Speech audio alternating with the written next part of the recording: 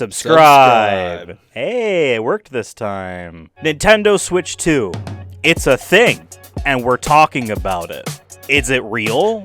I sure think so. I want to talk about the games and stay a little positive because I was excited. I love me some Metroid. We don't need to get into that. 3 games I want to talk about. 3 Nintendo Switch 2 exclusive games. Mario Kart World, Donkey Kong Bonanza, and The Dusk Bloods by From Software there. So we'll just go really briefly on each of those. I was not expecting Mario Kart World to actually be it's a big open world and you're driving between the tracks, you're driving everywhere. And the main thing for me that I think is genius, and I said this on the stream that I did here on the channel, please subscribe, is that like, oh yeah, kids love Fortnite mainly because it is a social hangout space. So they also love Roblox as well. And Mario Kart having just an online free form, just drive around the map, take photos, that is the new we're just chatting. We're just driving and we're just chatting. And like, you know what? They're gonna sell the camera to those kids. I looked at that video you complimented Devin and be like, who the hell wants to like just be like, there's a camera on me for my friends while we play video games on the couch. When we play video games as our little group, we usually have the cameras off. But unless we're doing a thing like this, like or a stream or something, then all the cameras are on if it's necessary. But for the most part, who cares? But it's like a younger Gen Z into Gen Alpha thing, no shade or anything like that. They just like having FaceTime video calls. They like having Discord cameras on when they are just talking to each other. That's just what they like. So I can see the camera selling to those kids as they just hang out in Mario Kart.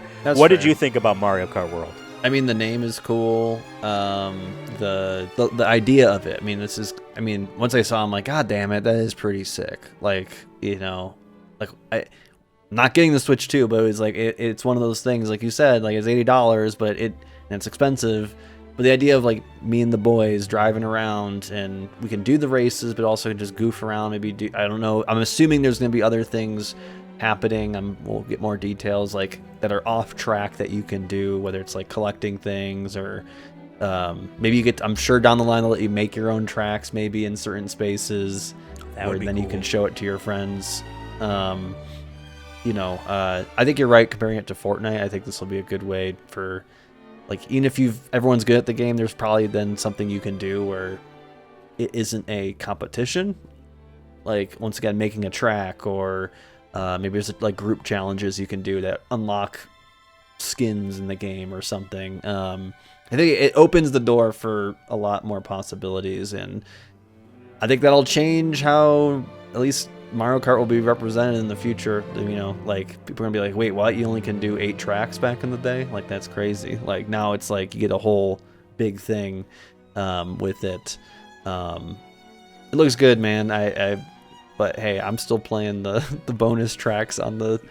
I never touched the bonus couple tracks there in 8 Deluxe from Mario Kart 8 there. So it looks cool. Yeah, excited for Mario Kart World. I agree with the stuff you said. Donkey Kong, I feel like to me is the game I'm most excited for of the Nintendo stuff I've seen. Just because, like, okay, cool, it's a big 3D platformer. I love that, and I like the terraforming stuff that they're doing. Looks like Donkey Kong can Hulk smash and rip everything apart, and I like that a lot. I don't necessarily like. Maybe it'll grow on me, but I don't necessarily like the goofy expression of Donkey Kong. Like, I don't know if I really like this version of Donkey Kong that much. But I also never really cared for the version of Donkey Kong we had from Donkey Kong Country up until now. Anyway, of that, he's always got that angry eyebrows, even if he's not angry type of look.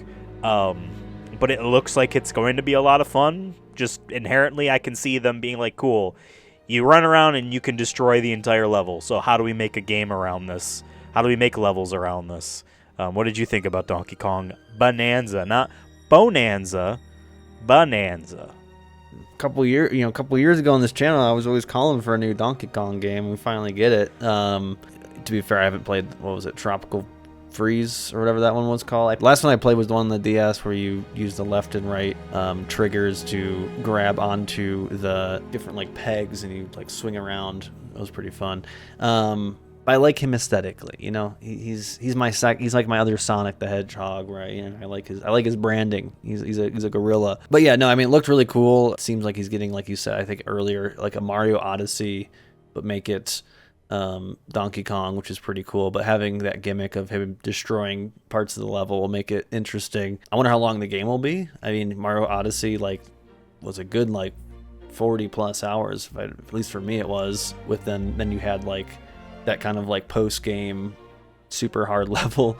And I think didn't it get DLC at some point? I don't remember. I got a free update with the Luigi balloon hiding stuff, but no actual DLC. So we'll see how long the game is and whatnot. I'd hope for that price point, even if it does look visually cool and is something new. I hope it'd be a little bit longer.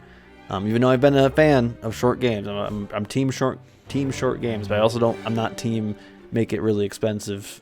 I was going to say, well, at these prices, I guess I don't want a short game anymore if we're going to be paying. Right. Yeah.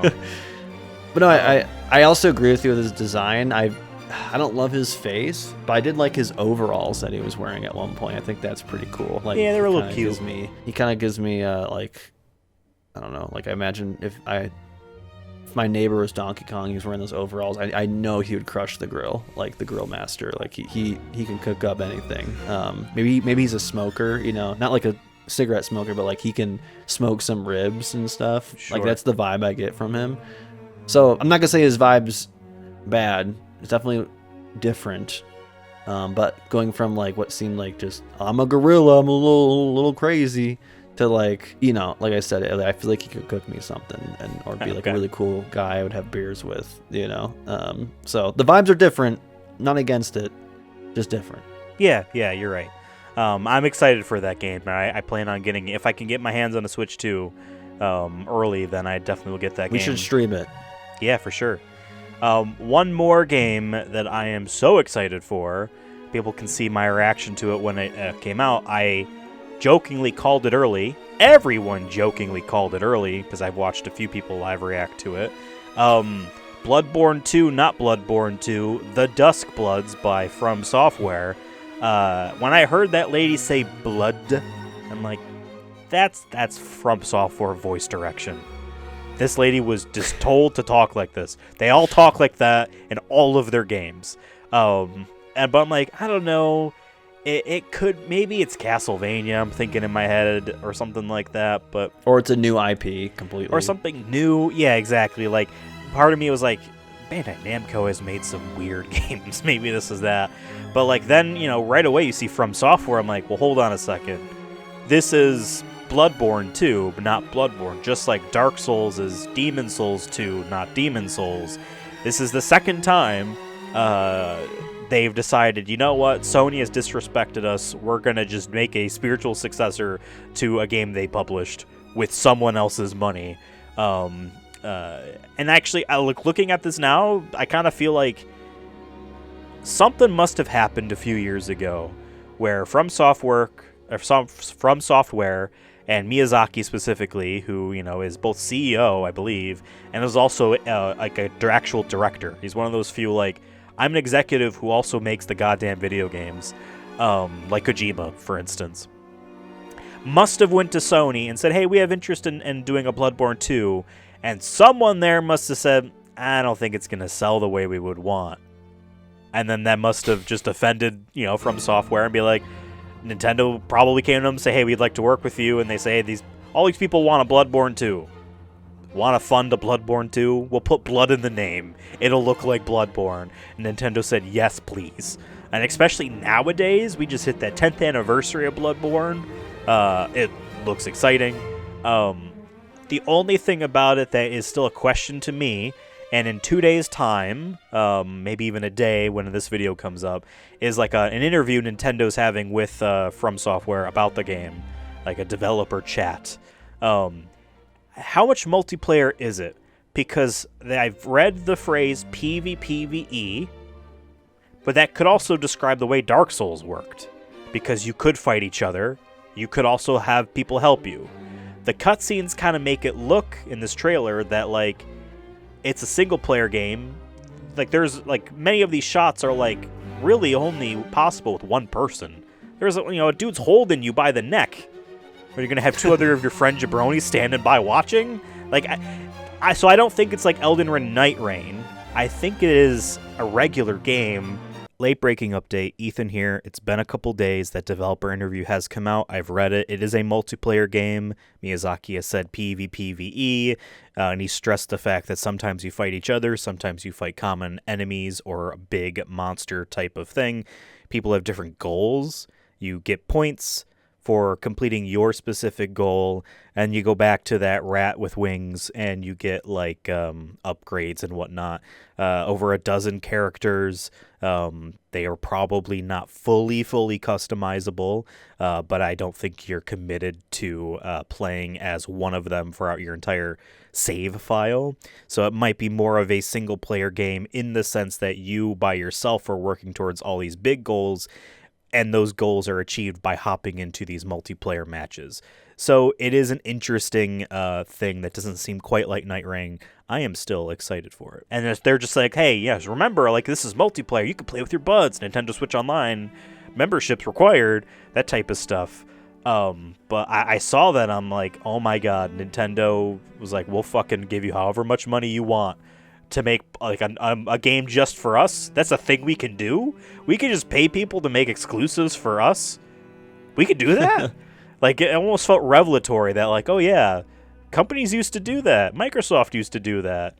Tomb Raider was a Xbox game for a year for no reason. Final Fantasies have been PlayStation games for a year.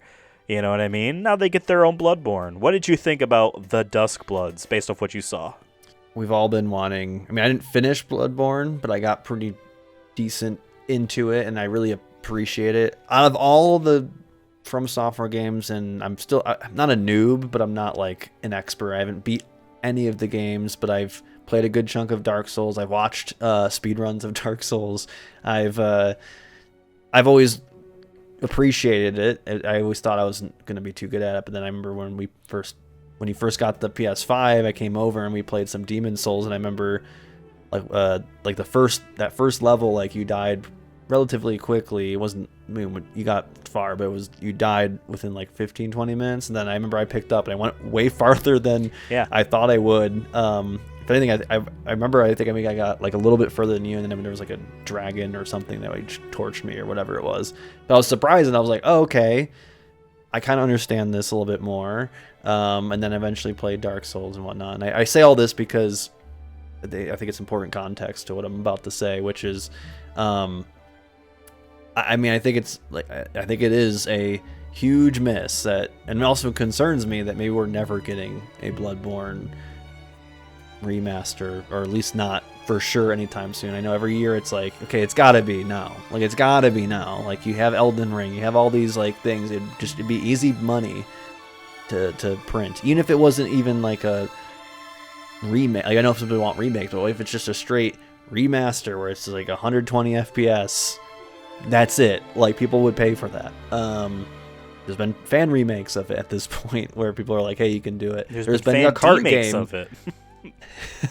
There's been a cart game of it. But I'll say, like, out of all of them, like that I was talking about my experience, Bloodborne, like at least the first couple like levels, and I know it gets more cosmic horror, which I've been not trying to spoil myself because I know we want to maybe do a run of it at some point for this channel. But I've always loved that atmosphere and aesthetic. I love Gothic, Victorian era stuff and inspired stuff. Yharnam is sick to me. I would unironically, like, if there's a purgatory or a hell, like, I want to go there. Like, I think that'd be a cool place to like end my days as a demon. That's where I want to live. I always love like the guys coughing or laughing weirdly, like they have hysteria in the houses. Like, just everything about that is so sick, and to see more of that coming is exciting. But also, it looks like parts of it like are almost gives me like 1920s like pseudo metropolis vibes. There was a train. There was a train. There was like a dude wearing like not BioShock, but kind of that aesthetic, the Art Deco kind of Iron Man, I guess. The not diver, Iron Man, a bell suit, the diving bell suit. Yeah, and that's very like of that era too. But it looks like it's inspired still by Victorian, but then there's elements of like that Art Deco, or Metropolis is the easiest thing to point to, of just that aesthetic where it's like this utopianism to it, but then it's not what it seems, or there's some power struggle, in terms of like poor versus rich is kind of like what I think of with Metropolis and that kind of era. And it also looks like one of the playable characters is a vampire of some sort, which obviously has classism just tied directly into its literature, right? And there's other things in there that looked even like evangelical to a certain degree. So that's I don't know, it just has all my favorite aesthetics in it, and then blends of both, which is really exciting. So like, even if I never get the chance to play it, I hope so. But like, if I don't, at least if I watch someone, I can really appreciate it. It just looks really cool. It looks closer to what I like than what like Elden Ring looks cool. Don't get me wrong, but I'm like this aesthetic is way more like what I'm into. So I'm excited just from like the art standpoint of it, I guess. Like, even if I don't get a chance to play it, I'm really digging the vibes, the vibe checks of that place. I'm like, yep, filthy, but like suffering is just so cool. Suffering, what a neat idea. I just love it, man. Yeah, you're excited by the art aspects. I'm most interested by the business aspects. I think it's crazy that Nintendo did this. They feel like they never do that. They're like, no, we can just spend our own money. Not launch it, but like announce it a week after its 10-year anniversary. And it's not an April Fool's joke, which I thought, by the way, this is funny that they have it today and not. It would have been funny if they did it on yesterday, just to have people guess whether or not it is the whole thing. Nintendo's fiscal year ends on the 31st of March, so this is the beginning of when their stock can be affected by this. So, they do want to do it early. But yeah, then also just another thing about the whole Bloodborne stuff is that interviews and talk about some Sony people and from software people, you get Miyazaki would be asked like, hey, what about Bloodborne, and he'd be like, man, I would really like to do something like that. Bloodborne has a very special place in my heart. I love that game so much. He directed that game. And then you hear from Sony people being like, oh man, yeah, what they did was so great, like on the record types of interviews. And Shuhei Yoshida finally retired from PlayStation, being a Generation 1 PlayStation developer, and then become executive. Kind of seems like he got pushed out by the Jim Ryan era of PlayStation, unfortunately. And he had said, now, on the record, without any strings attached, not as a Sony employee, being like, Sony would love to probably, but they do not want to touch it unless Miyazaki himself is doing it, because they don't want to do it and have him be like, what the hell, type of thing. Like, I think with Demon Souls, they got away with it because I don't think he cared for it as much. You know what I mean? And like they made a big statement for that game, like, we have his blessing. You know what I mean? And then they'd be like, and the music was still the compositions love from this person. Forgot who their name was, from Software. Yeah. They made a big point about that, but I think Bloodborne is a step too far for them to just do on their own. And now thinking about all those interviews, the recent ones, maybe even within the context of like behind the scenes, they've been working or had made this deal for this game. It's like, oh yeah, Jim Ryan probably had a meeting with Miyazaki, and he probably gave Miyazaki the impression that Sony just does not care. And so he's like, fuck it, whatever. I'll go to someone else. Someone else will fund our video games. We never need to pay for our own video games ever again. Other companies will fund them for us. Bandai Namco or a console platform. And Nintendo, sure, why not? They're going to love it, I mean, I didn't even think about this until just now. One of these motherfuckers is going to be in Smash Brothers. Right? This is a Nintendo-owned video game now. They can... A Duskblood stage at the very least with the music, and maybe a boss comes in and kills Kirby. The whole thing's sweet. I'm cheering for him at the end of the day. Like, that's, you know what I mean? Because, like, the fans wanted it. Clearly, they want to do it, and it's just some stupid money reason or just pride or not on Miyazaki's end, but just like with Sony's end, thinking, I don't know. Maybe it's like, oh, we have Last of Us. We don't need. We have all these live service games we're going to make. This would have been around the time they would have had those conversations. And, well, look how it's turned out. Nintendo gets to be Bloodborne now. It's insane. That's crazy. It's insane. This is like almost like when, I know you don't follow sports, but like when the Dallas Mavericks traded Luka to the Lakers, and it just feels like kind of just a big fuck you. It's like, you know what I mean? But to like Sony more specifically. It's like you literally had easy money, and it's just like, nah, we're good actually. Yeah, we won't pay attention to Elden Ring being arguably one of the biggest selling games and most respected games in the last 4 or 5 years. We'll just completely ignore that. That's what, as soon as Elden Ring was even a Game of the Year nominee, or how, even without that, just when it sold well, like the average person was now playing Elden Ring, a From Software game. From Software was originally supposed to be, this is for the hardcore gamers, right? Like, that's what pushed me away from it from so long, I feel like the everyday person, like, at least knows generally, I should say everyday gamer. I don't know if like mom or dad will know what Elden Ring is. The people who played Skyrim definitely know, and that's a lot of people. You're right. So like, to just throw that all away, like, is crazy to me. I don't know. Like, you had the opportunity. I think as soon as Elden Ring got as popular as it did, you should have made the call. You should have been like, listen, what do we need to do to get that Bloodborne 2 or Bloodborne remaster? Maybe both. Do you just remake, want some whatever. money just to say something nice about us? Can you do like what can 100%, man, 100%. Fumble of the century. What was that basketball player's name? Luka Doncic. Here's a photo of Luka Doncic with the Bloodborne hunter's head on. That's what he's saying. Edit. It's what and he's holding my Nintendo 3DS. There we go. Thank you guys for watching. This was a lot of fun. I don't know how long this was, so I hope you stuck through the whole thing. Please like and subscribe. Tell your friends. Just do it the same. They don't need to watch the video. You did it for them. But like and subscribe, please. That'll help us out a lot. As we always say, David is so expensive. That's why he's not here.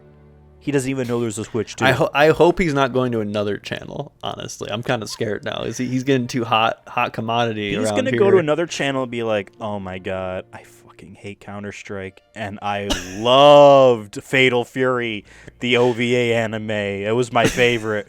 I love anime. He's going to say he hates Counter-Strike and loves anime somewhere else. Yeah. Thank you. Well, let's do the thing. 3, 2, 1. Subscribe.